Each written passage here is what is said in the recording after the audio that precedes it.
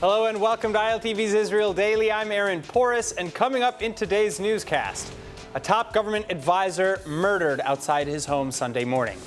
Meanwhile, Israel recalls its top diplomat from Poland over the approval of a highly controversial new bill. And finally, a massive underwater nursery, arguably the largest in the region, discovered off the coast of Tel Aviv.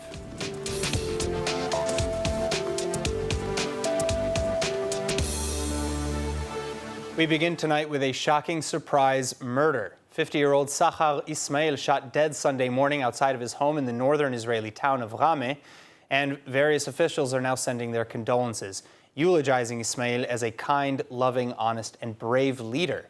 Ismail was number 17 on the New Hope party list under Justice Minister Gideon Sa'ar. He was acting senior advisor to the Ministry of Education on Arab Affairs, and he's survived by his wife and his 4-year-old son. Now, as for why Ismail was killed, a motive has not yet been found definitively, but police are assuming the attack to be premeditated, and they are opening an investigation. What we do know, according to the local mayor, is that Ismail was gunned down by unknown figures wielding automatic weapons, at least 20 shots reportedly fired. We also know that the Arab-Israeli sector has long been plagued by violence, primarily from organized crime. And people close to Ismail claimed that he had been recently receiving threats after vocalizing his intentions to use his government connections to fight the local crime syndicates. Several Arab-Israeli political leaders likewise calling the murder an assassination, and proof of how out of control the violence in the Arab sector really is. In fact, over 90% of the shootings and 60% of the crime in Israel in all of 2020 took place in Arab communities, despite Arab Israelis only making up 20% of the general population. Additionally, since the start of 2021, at least 58 Arab Israelis have been killed. The Arab public, for its part, blaming police for allegedly failing to combat the criminal groups and ignoring the violence, including family issues, violence against women, and underworld turf wars. In any case, whether the result of negligence or not, this latest tragedy of violence in the Arab-Israeli sector does follow renewed focus on the issue. Cabinet ministers unveiling the outline for Operation Sword Strike earlier this month. אישרתי את התוכנית הלאומית למיגור הפשיעה במגזר הערבי, וברגעים אלה ממש אנחנו משלימים את מבצע מכת חרב במעל 200 יעדים ברחבי הארץ לתפיסת כלי נשק בלתי חוקיים, מערערה וחורה ורהט בדרום ועד שפרעם, כפר כנא וכפרים בצפון. שוטרי ולוחמי ולוחמות משטרת ישראל פשטו בו זמנית במאות מקומות עם הצלחה גדולה. אבל זאת רק ההתחלה. זאת רק ההתחלה. המבחן שלנו הוא לא בהתחלה, אלא בעקביות, בנחישות, למגר ולעקור את הפשע, להוציא ולאסוף את כלי הנשק, כדי לאפשר לילדה מהמגזר הערבי ללמוד לבגרות בלי שיורים ברחוב בחוץ. So what comes next in the battle against violence in the Arab-Israeli sector? Joining me with more, ILTV reporter Asaf Nissan. Asaf, thanks so much for joining us. Now tell me more about Operation Sword Strike and what it includes. Good afternoon, Aaron. First of all, always great to be here. I want to start actually with a personal condolences also to Sahar Ismail's family and actually his cousin Fadi Ismail, who actually is one of our experts who comes on the show once a week throughout the month. It's a horrible and painful strike that happened to the family.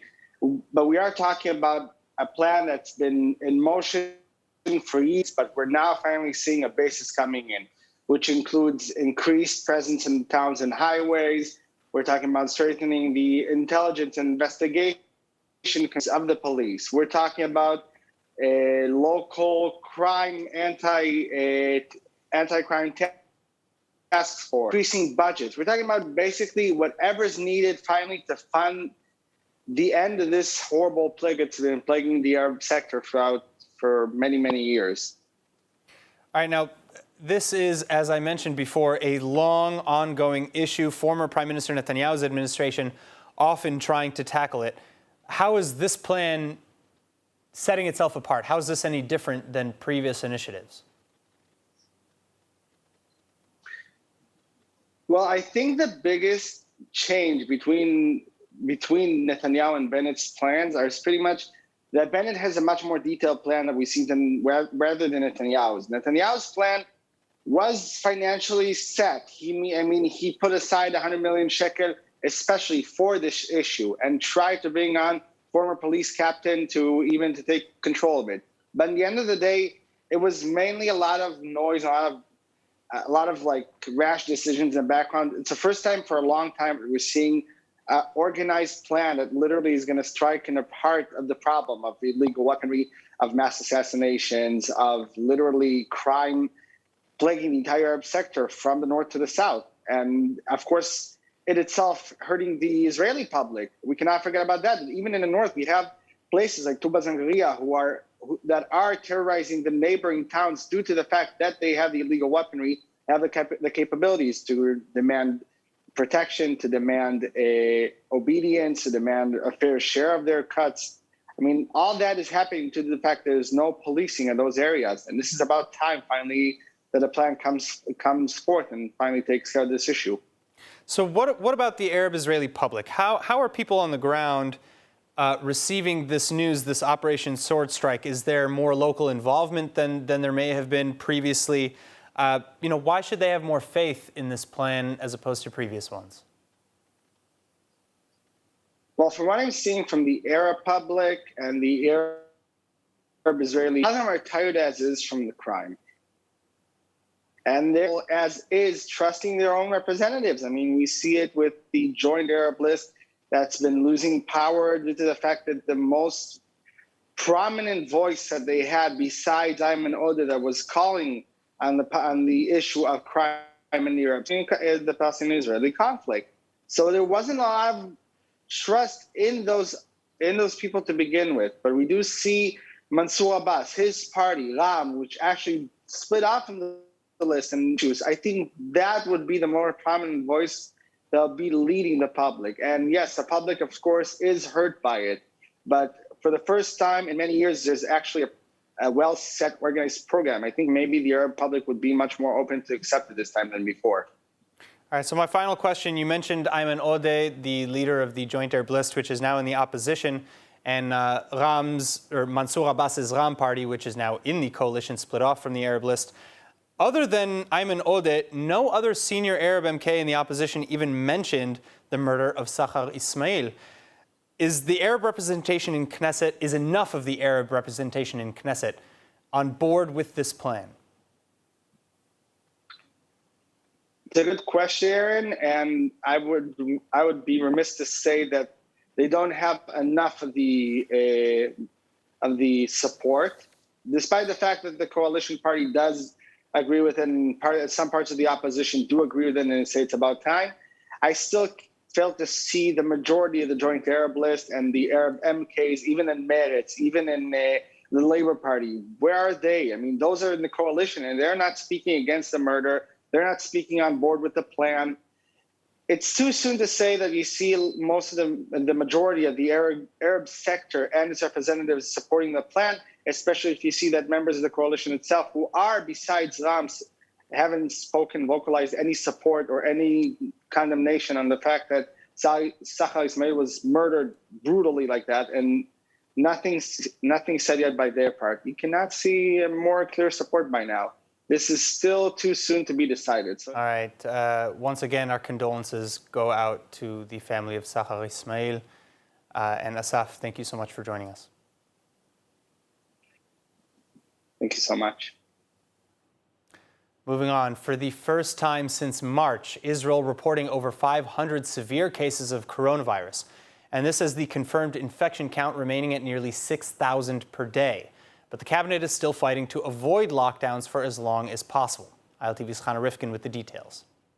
אני מקווה ממש שכמה שיותר אנשים בגיל שלי, בני 50 פלוס, התחסנו בחיסון השלישי. זה הדבר הכי יעיל שיש לנו כדי לעצור את הדלטה. באמת, הדבר הכי יעיל, אנחנו ראשונים בעולם שעושים את זה. אנחנו בהתפשטות מאוד גדולה, בהדבקה, וזה דבר באמת שכל אחד יכול לעשות. Israel's ICU overflowing yet again. The COVID-19 spread rate continuing to balloon, primarily among the elderly and unvaccinated, with central hospitals referring the spillover to medical centers in Jerusalem and elsewhere. Both health officials and medical experts, meantime, lamenting the hesitancy to vaccinate. Doctors speaking with the Times of Israel saying that, quote, the unvaccinated patients are young and very ill, and often say they regret not getting their shots. One doctor adding that it's, quote, heartbreaking and at the same time baffling. Not everyone's still refusing, though. More and more Israelis over 50 getting their third dose boosters, while the young and unvaxxed similarly picking up the slack.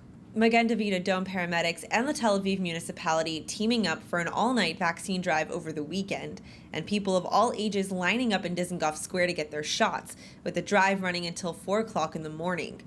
Then, declaring the pilot a success, similar setups are now scheduled to open tonight in at least 10 more major cities, with Magen David Adom stressing that everyone is eligible for the free vaccine, regardless of age, residency status, or health coverage.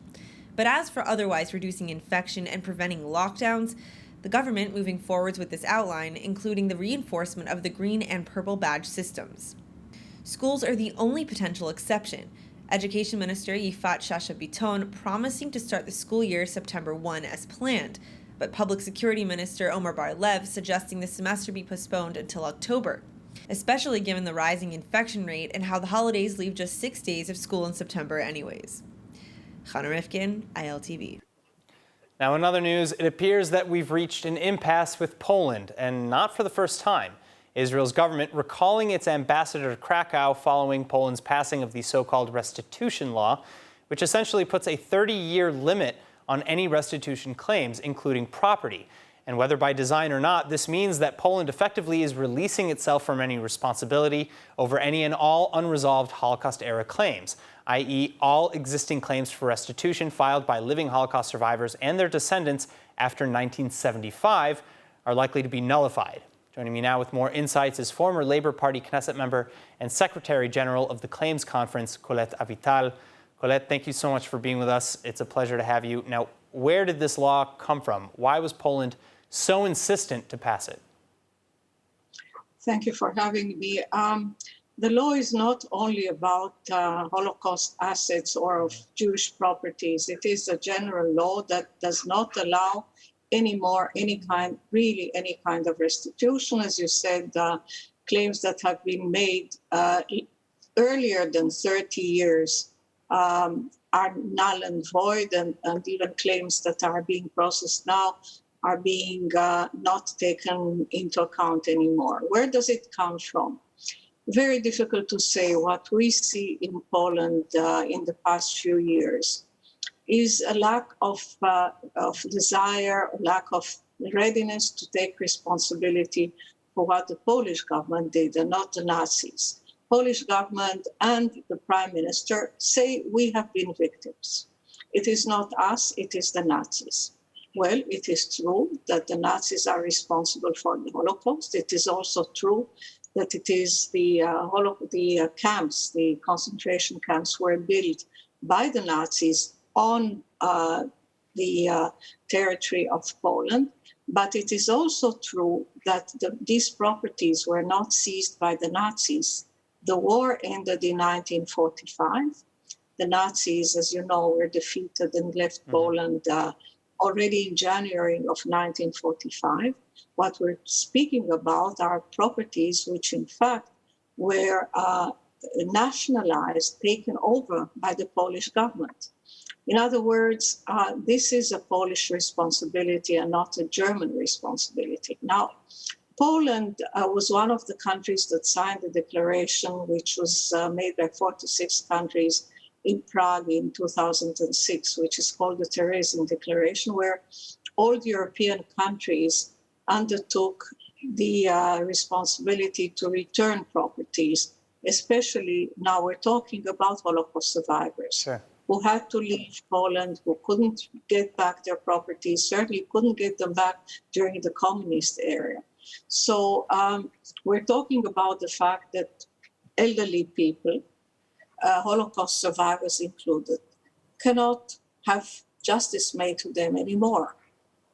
Well, so I want to ask you again, you mentioned this earlier, and I kind of hinted at it as well, that this 30-year limit on, or statute of limitations, this 30-year statute of limitations on filing a claim is not ostensibly about the Holocaust. It doesn't say anything specifically about the Holocaust per se. However, it sounds like it sounds like it disproportionately affects claims related to the Holocaust. Is that the case? Or is there a ton of restitution claims that are completely unrelated that Poland is concerned about?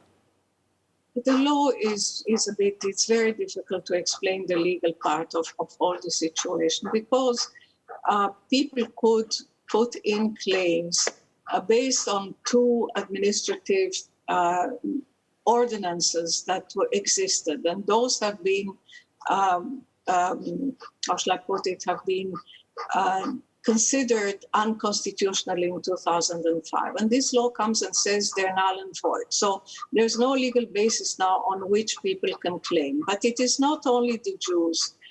You know, if you speak of 30 years ago, you couldn't put claims during the communist rule. So this is really nothing that we can say that is justified. But in any case, I have to make people understand that it is not only Jewish properties. The Jews, there were 3.5 million Jews in Poland before the war.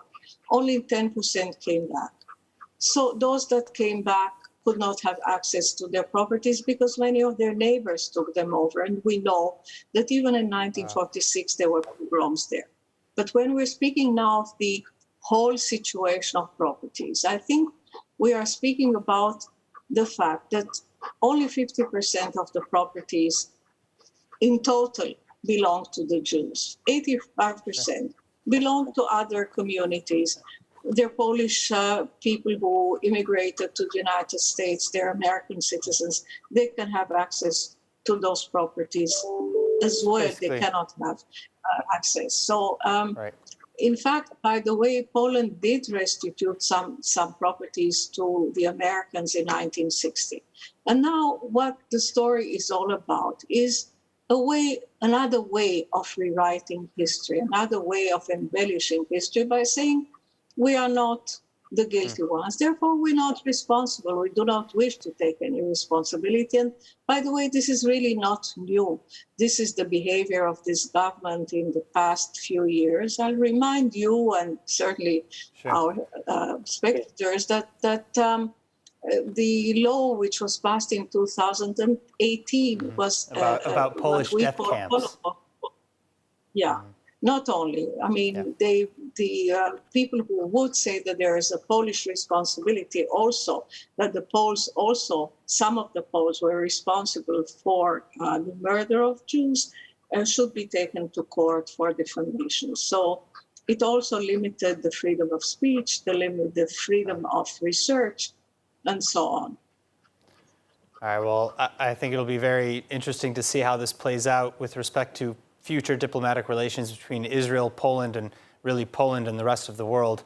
Until we have more to discuss, though, thank you so much, Colette. Thank you. Now, turning to the coast, an incredible discovery in the Mediterranean Sea, just outside of Tel Aviv. A nursery for deepwater sharks, possibly one of the oldest and largest in the region, including hundreds of deepwater shark specimens and thousands of their eggs. And researchers are calling the find one of the most significant discoveries of marine habitats in Israel's history, adding that it could have enormous implications for global marine research and climate change in particular. But with me now to explain is Professor Berta Levavi-Sivan from the Hebrew University's Faculty of Agriculture, Food and the Environment. Professor, thank you so much for being with us. Now, what can you tell us about this discovery, this nursery, that I didn't already just cover? Well, first, this is amazing. It never happened before, and nobody saw, not speaking about hundreds of thousands of sharks in Israel, in the shore of Israel, but not even several sharks, especially eggs, and especially such young sharks. So this is amazing in every aspect that you can think about. Only that when you think about it more deeply, I'm not sure this is such a good sign. Generally, the sea is one of the planet's more sensitive areas, especially the Mediterranean, which has a very special habitat, and has many other problems as well. And Israel is situated at the very eastern part, and usually there are not so many fish and not so many live things in the Eastern Mediterranean. Biological experts call it an ocean desert. So to see thousands of sharks in an ocean desert, it's really, really strange. And the sad thing is that this discovery shed some light on climate change, and this is just one of so many things that we saw in the several even weeks or months or years that emerged from the climate change. Well, so if we're talking about, again, this is arguably one of the largest and the oldest deepwater shark nurseries that we have found in this entire region. How old are we talking? And I mean, like decades, longer? I think it's decades, more or less. Yeah, no longer than that. So is that challenging? Which goes together with the climate change, which is also very profound in the last decades. So is this showing us, what about climate change can we learn from this nursery? Is it that the location of such nurseries are maybe shifting, or the behavior of the sharks is shifting in climate change, or did we maybe just not see this nursery somehow for years and years? Okay, so we don't know exactly what does it mean. It means that there are changes, and the changes are causing all sorts of things. Maybe this is a good one. Maybe this is a one that we can share, that we can see things that we couldn't see before and we are happy about. But this is definitely one of the other changes which are not that nice on our list. And this is the problem. It was found by researchers from the Haifa University, from the Leon Cherny School, from IOLR in Haifa and Ben Gurion University in the Negev, and then the Inter-University Institute of the Marine Research, which also belongs to the Hebrew University, all together. Of course, those photos are amazing, and it's very nice to see them in Tel Aviv. As you said before, we should have gone to the Bahamas before to see such a thing. Sure. But besides that, there is nothing to be happy about. All right, well, incredible sights either way, maybe dangerous omens that come with them, but still really incredible. Professor, thank you so much for being with us. Most welcome. Now, on a related note, let's take a look at the weather forecast for the next 24 hours with Chana Rifkin. Clear skies continuing for the foreseeable 24 hours, according to meteorologists, and tonight's lows between 19 to 26 degrees Celsius. Then tomorrow, temperatures ranging in the 30s, depending on the area. Now back to the studio with Aaron. And finally, before we go, let's take a look at what's going viral in Israel.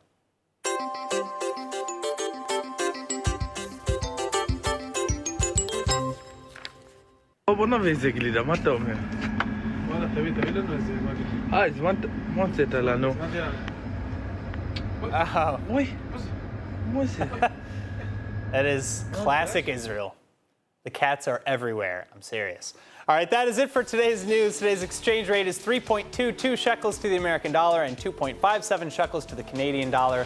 And finally, for the latest updates and news from ILTV, please like ILTV on Facebook, follow us on Instagram, and subscribe to our YouTube channel, as well as to our newsletter at iltv.tv.